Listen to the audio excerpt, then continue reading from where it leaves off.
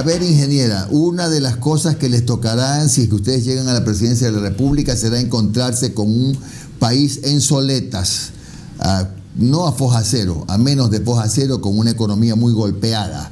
La primera pregunta es tema Fondo Monetario Internacional. Todo lo que les deja el gobierno a los próximos mandatarios, ¿cómo lo manejaría Alianza País? Bueno, antes que nada, un feliz día a usted, Jimmy, y a Omar y a todo el equipo de su programa, y un saludo cordial a los ciudadanos que nos ven y nos siguen a través de este espacio. Como usted menciona, es una herencia, es un acuerdo ya que la persona electa tendrá que afrontar con transparencia, Jimmy. En este sentido, nosotros tendríamos que revisar ese acuerdo, revisar las condiciones y, en todo caso, tomar las mejores decisiones priorizando los intereses de la gente. En lo personal, no me interesa quedar bien con un organismo internacional, con un país en específico. Me interesa responder a los intereses de los electores que elijan a Ximena Peña como presidenta de la República. En ese sentido, revisaremos el acuerdo, de ser necesario lo renegociaremos o incluso lo terminaremos si es que no existen posibilidades de mejora de los acuerdos a los que pudo haber llegado este gobierno. Si terminan ese acuerdo, ¿cuál sería la fuente de financiamiento para atender las ingentes necesidades que en lo económico tiene el Estado, ¿no? Aparentemente, incluso gran parte de los recursos que están ingresando se han tenido que utilizar para ponerse al día con proveedores, incluso para ponerse al día en salarios de funcionarios públicos. Me pregunto, ¿cuál es otra fuente alternativa? ¿Tiene salida a la crisis que plantea Alianza País? Tendremos que tocar la puerta de otros multilaterales de fuentes de financiamiento como China. Si bien el financiamiento con China ha sido satanizado, vemos cómo este gobierno también está llegando a acuerdos con este país. Es decir, nosotros vamos a tocar las puertas de las instancias que sean necesarias y acordaremos con aquellas que ofrezcan las mejores condiciones para el país. Usted bien mencionaba, el Ecuador recibirá, de acuerdo a lo que se ha dicho, hasta el final del año $4,000 millones. Eso quiere decir que el gobierno siguiente tendrá la posibilidad de recibir $2,000 millones si es que cumple con algunas de las recomendaciones planteadas. Nosotros revisaremos aquellas recomendaciones. Yo estoy de acuerdo, por ejemplo, en que hay que revisar los temas tributarios en el país, pero no necesariamente de acuerdo a las recomendaciones que se hayan establecido. Estoy de acuerdo, por ejemplo, en la posibilidad de establecer un IVA diferenciado. Estoy de acuerdo en debatir un tema de un tributo al patrimonio, a aquellos grandes patrimonios. Estoy dispuesta a debatir un tributo, por ejemplo, a bienes, propiedades, sociedades registradas en paraísos fiscales. Creo que son temas que deben debatirse y que pueden, en efecto, ayudar al país a recobrar recursos que en este momento no está cobrando por tener bienes, por ejemplo, en paraísos fiscales. También estamos de acuerdo que es importante fortalecer el tema tributario, seguir combatiendo la evasión, la elusión tributaria, que el Ecuador pierde importantes recursos precisamente por no tener procesos ágiles de cobro a través del servicio de rentas internas, de manera ágil, de manera oportuna con el Estado. Ingeniera, muy buenos días, ¿cómo está? Le saluda Omar Jaén. Muchas gracias por su tiempo, ingeniera. Usted, ¿qué haría con respecto al tema de los combustibles? Desde el año pasado, en octubre del año pasado, tuvimos toda esta movilización nacional debido justamente al tema de los combustibles. Después hubo unos meses de negociación que al parecer no llegaron a buen puerto. Luego el gobierno liberalizó un poco el tema de la importación de derivados de combustible. ¿Ustedes cómo manejarían el tema específicamente de los combustibles? ¿Sí me escucha, ingeniera? Se congeló, se frizó. Así es, un poco entrecortado, pero sí entendí la pregunta. Exacto. Okay. Díganos, ingeniera, ¿qué harían ustedes con el tema de los combustibles?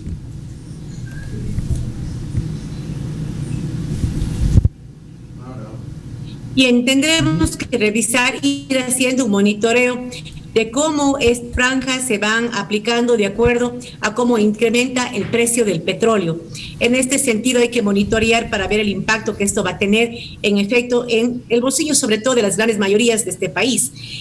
Creo que en estos momentos todavía no se siente el impacto porque tenemos precios del petróleo bajos, pero si esa realidad cambia, indudablemente la situación económica también va a cambiar, vamos a tener un combustible mucho más caro y eso probablemente tenga un impacto en el comercio, en el nivel de consumo de ciudadanos, y por eso es importante ir monitoreando para poder hacer los ajustes que sean necesarios para precautelar sobre todo el bolsillo de las grandes mayorías de este país, Omar. Ok, ingeniera, permítame cambiar brevemente de tema. A ver, si bien es cierto que en estos momentos las dos mayores prioridades del pueblo ecuatoriano es, uno, sobrevivir a la pandemia, y dos, llevar algo de comida a la casa, el tema de la corrupción no deja de ser algo importante. ¿Ustedes cómo van a enfrentar la corrupción que, por ejemplo, estamos viviendo el tema de los repartos de los hospitales? ¿Cómo van a combatir eso? Omar, si es que nosotros eliminamos los espacios de reparto, probablemente vamos a eliminar el queso que atrae el ratón, por ponerle una frase sencilla. Yo estoy convencida que para combatir la corrupción, por ejemplo, en el reparto de espacios del sector público, tenemos que apuntarle a una profesionalización del mismo. No es adecuado, no es prudente, por ejemplo, que un gerente de un hospital cambie porque hay un nuevo distrital de salud o porque hay una nueva autoridad. En el último gobierno hemos visto, por ejemplo, alrededor de 4. Eso quiere decir que probablemente dentro de un hospital hayamos tenido cerca de 4 o 5 administradores o gerentes de ese hospital.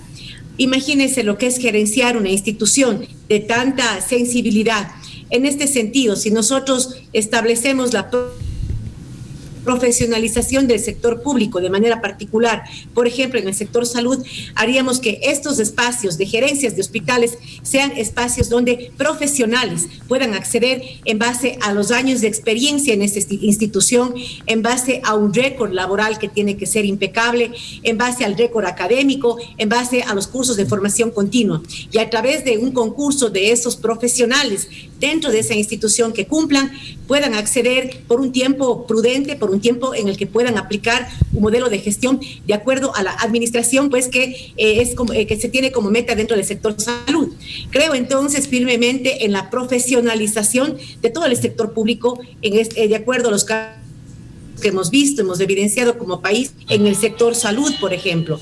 Pero no solamente es mejorar también la profesionalización del sector público, también tenemos que enfocar en el tema educativo, Omar, desde nuestra niñez, que tiene que recibir, por ejemplo, clases de ética, de transparencia, de honradez. En el país se han perdido esos valores, Omar. Parece que vivimos en un país donde la picardía se celebra, donde el que coima es la persona, digamos, viva, la persona audaz, mientras el ciudadano, digamos, honrado, que tributa a tiempo, el ciudadano que no coima a un policía, de pronto es percibido como una persona tonta.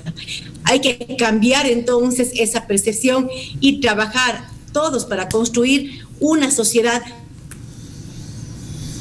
Qué pena.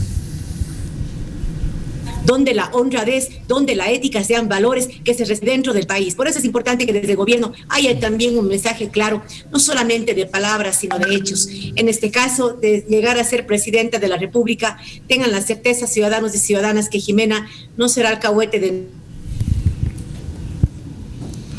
nadie. Tendrá que armar un equipo de trabajo con gente que comparta sus valores, con que venga a aportar al país y no enriquecerse en estos espacios que son de servicio. Bien, bueno, tenemos algunos problemas con el ancho de banda de su señal, pero igual salimos adelante, no se preocupe, candidata.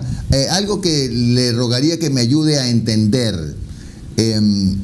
Usted dijo hace algún tiempo, y también lo ha replicado el candidato a vicepresidente Patricio Barriga, que en realidad Alianza País no ha sido protagonista en este gobierno, que no ha tenido espacios, que esos espacios han sido cooptados por el movimiento que hoy se llama Construye, porque se denominaba pues Ruptura, y hoy tiene hasta candidato, tiene binomio. Sin embargo, me pregunto, la cantidad de funcionarios públicos que ingresaron con Alianza País a diferentes ministerios, etcétera, y que siguen trabajando allí, ¿son funcionarios que obedecen a la línea de Alianza País, o ahora ya redireccionaron esa lealtad a Construye? ¿Usted me puede explicar eso? Bueno, realmente lo que pasa en los territorios es que hay alguna persona del movimiento que pudo haber captado un espacio secundario en este sentido. Nosotros respetamos aquello, pero en la toma de decisiones, Jimmy, en la toma de, por ejemplo, de las grandes decisiones económicas, Alianza País no ha sido parte.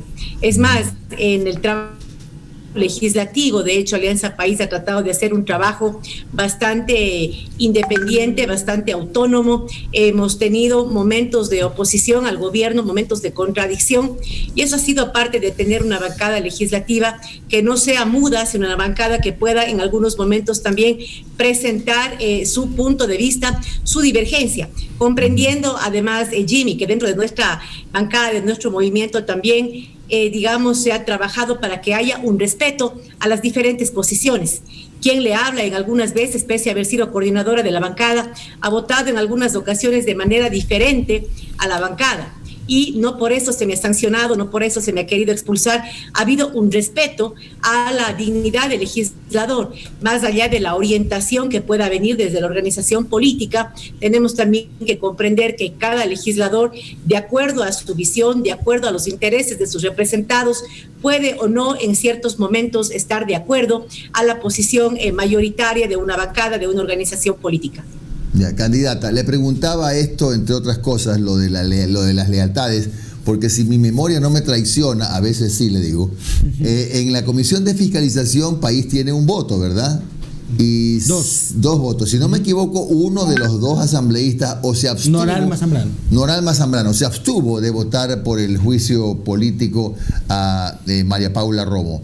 Me pregunto si eso significa pues que efectivamente se respetan los criterios diferentes o que hay un sector de la bancada pues que todavía está cercano al presidente de la República o a Construye o yo que sé a quién. Bueno, pueden haber divergentes, como ya lo he dicho. Usted se enfoca en el voto de Noralma Zambrano. Yo me enfoco en el voto de José Serrano, donde de manera totalmente independiente, y yo diría correcta, vota a favor de que inicie el juicio político.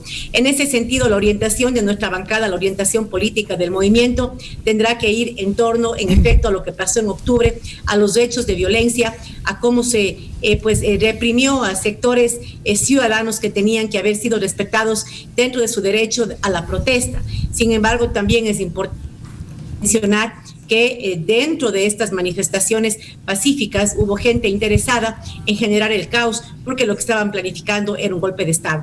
Más allá de aquello, yo estoy convencida que existe responsabilidad política y que la ministra Romo debe ser censurada y destituida, y esa será pues la línea, digamos, o el diálogo que desde mi persona, en este caso como candidata a la presidencia de la República, hay llegar a mis compañeros. Sin embargo, es importante mencionar y recordar que muchos de los integrantes de la bancada legislativa están desafiliados del movimiento. El movimiento ha tenido algunos procesos de autodepuración y en este sentido tendremos que pues acercarnos a los legisladores que aún siguen siendo parte de nuestra bancada para reflexionar en base al informe que ha presentado la comisión. Sin duda nuestro compañero Serrano podrá ser un importante aporte dentro de este proceso de toma de posición al haber estado dentro de la comisión y al haber tenido un voto pues que dio paso a este inicio de juicio político que tendremos en los siguientes días dentro de la Asamblea Nacional. Ingeniera, entonces todavía su bloque, el Movimiento Alianza País, no se ha reunido a definir su votación en el caso del juicio político. Así es, entiendo que aún no, Omar, yo en estos momentos me encuentro en este reto de la candidatura. Mi prioridad en este momento es en efecto recorrer el territorio. No estoy muy pendiente de los temas legislativos, pero entendería que tendrían una posición en los siguientes días en base al informe que realice la comisión. Insisto. Pero ingeniera, entonces, si usted tuviera la oportunidad de dirigirse a sus ex compañeros ahí en la Asamblea, sobre todo de Alianza País, ¿usted les recomendaría que censuren a la ministra María Paula Romo? Es importante que alguien responda por los ciudadanos agredidos, alguien responda por el uso de bombas lacrimógenas que fueron pues ya tiradas. Todos esos abusos, los abusos a los centros públicos donde tenían que pues haberse protegido los derechos de las personas que estaban albergadas. Todos esos son elementos que no debieron haberse dado. Además, tomando en cuenta que hay una responsabilidad política de la persona que también era la encargada del tema político, y estas medidas debieron haberse tomado con el diálogo pertinente, escuchando a todos los sectores y no de manera arbitraria, sin ni siquiera dialogar con la bancada legislativa. Bien, ingeniera Peña, habrá como siempre una oportunidad más adelante de poder volver a charlar sobre el tema electoral. Que tenga usted un buen día, muchas gracias por su tiempo. Muchísimas gracias, Jimmy. Permítame despedirme de los ciudadanos y ciudadanas que han tenido... Qué pena con el internet. La gentileza de seguir este espacio. Yo he notado que ustedes en el tema humano, del tema personal, ojalá pronto pueda tener la misma gentileza de su parte y pues decirles a los ciudadanos que Jimena es una candidata, la única mujer en la contienda, pero además una migrante. También estoy deseosa de hablar con ustedes de los temas de nuestros hermanos migrantes. Entiendo que hay mucha desinformación por parte de ciertos comentarios, de ciertos candidatos. Creo que es importante hablar de que en Estados Unidos y Canadá, por ejemplo, no se ha cerrado ningún consulado, precisamente porque estamos pendientes de las necesidades de nuestros hermanos más vulnerables, sobre todo de aquellos que no tienen un estatus migratorio. Muchísimas gracias por la invitación, Jimmy y Omar, y un saludo cordial a todos los ciudadanos que siguieron esta entrevista. Gracias. Gracias, ingeniera Peña. Muy buen tema que propone Jimena Peña, porque aquí tuvimos quejas de los no migrantes. Solamente de personas, de una candidata que vino, sino también de un representante de los migrantes, pero también leemos por lo que dice la gente en nuestros muros. Pero sería bueno porque recordemos que Jimena Peña llegó a la asamblea justamente por la jurisdicción de los migrantes, ¿no es verdad? Entonces, ella estuvo en la asamblea. Es una buena ocasión para volver a tocar ese tema.